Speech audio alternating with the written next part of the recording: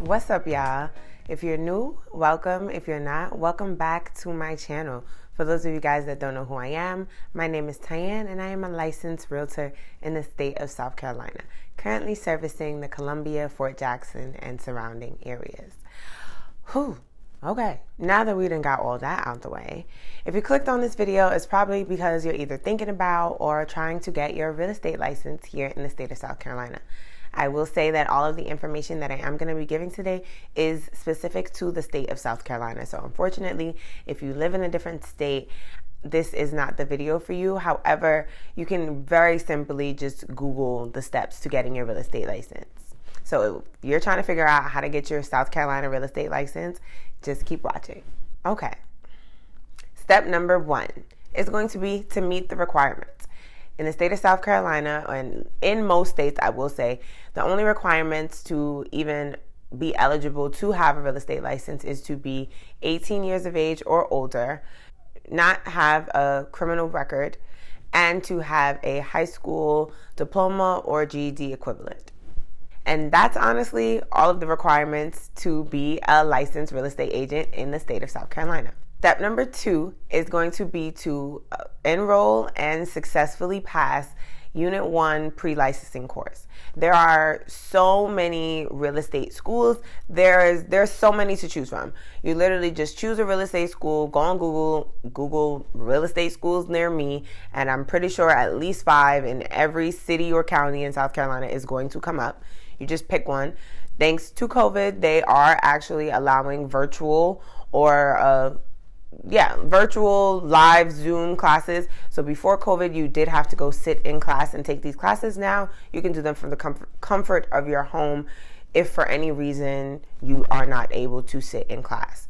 That course is going to be 60 credited hours, and you are going to have to complete all 60 because at the end you will get a certificate of completion that you will have to submit along with your other documentation to your state board to even apply to take your state board exam. Step number 3, after you have completed and passed Unit 1 Pre-Licensing Course, you are going to go ahead and apply for your exam eligibility.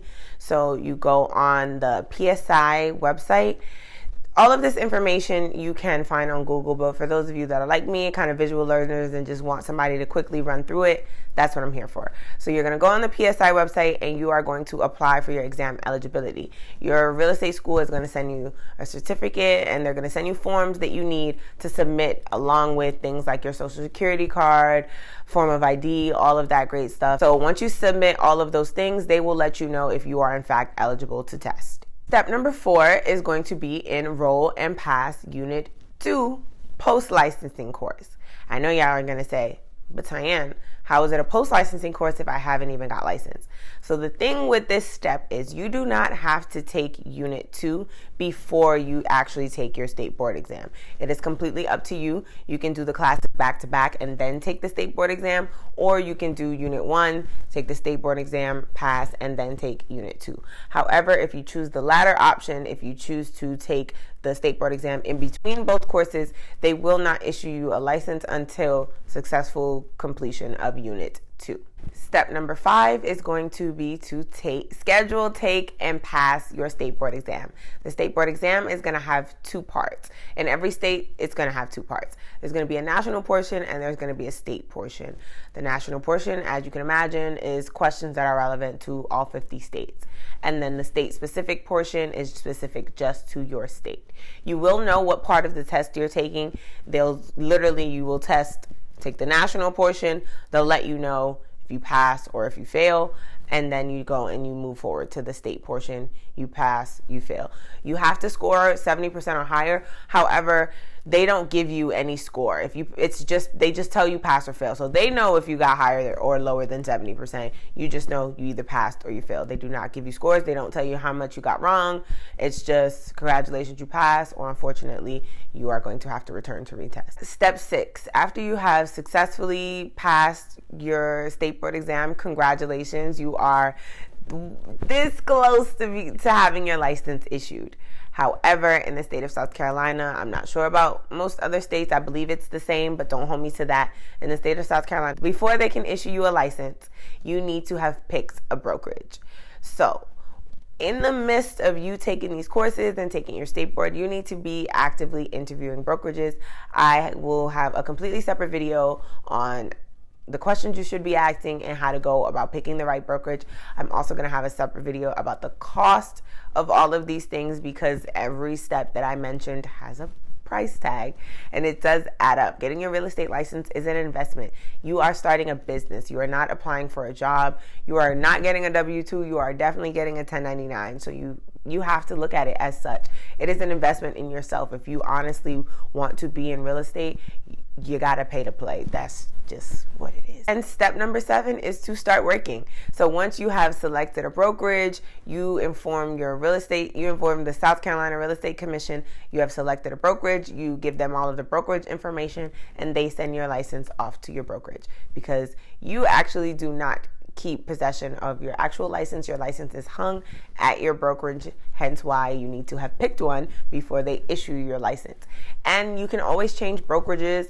There will be fees, of course, associated with that, but in the event that you decide you're not happy at your current brokerage and you want to transfer to another one, you do have to let the commission know, because they are going to have to transfer that license from one brokerage to another. You just get a pocket card saying, yes, I am a licensed real estate agent, but the actual official license is hung at your brokerage. So to quickly run through them all again, step number 1, make sure you meet the requirements. Step number 2, enroll in Unit 1. I didn't mention this previously, but after you pass Unit 1, that certificate of completion is good for 5 years. So you have 5 years from the day that you complete Unit 1 to take and pass your state board exam. If you do not do so within that time frame, you will have to retake the entire course and you will have to pay for it again. Step number 3 is apply for your exam eligibility. Once you submit all your documents, they will tell you if you are eligible to sit and take the exam. If you are eligible to take the exam, that actual letter of eligibility is only good for 1 year. So you have 1 year from the day that they issue you that letter of eligibility to sit, pass, and take the state board exam.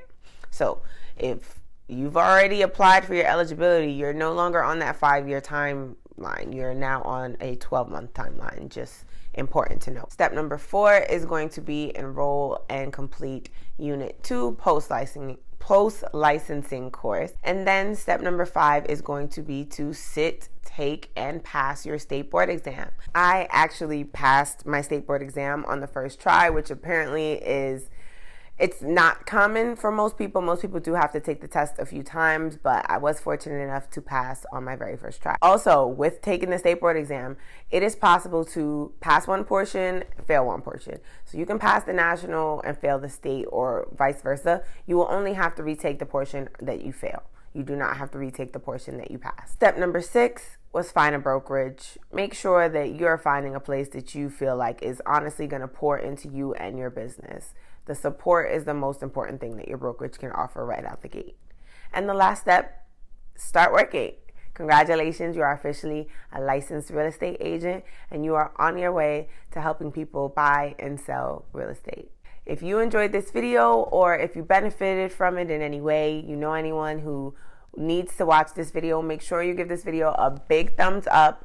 Please make sure you share this video with anyone that you know might need it. Make sure you leave a comment down below on what other real estate related videos you guys want to see. I am honestly just here to help. I am still very new to my real estate journey, and YouTube is just going to be a way for me to document it and help newer agents that are coming up literally right behind me.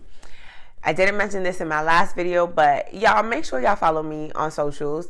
So my Instagram is going to be right here on the bottom of the screen. Make sure you go follow me. My Twitter also right here on the bottom of the screen.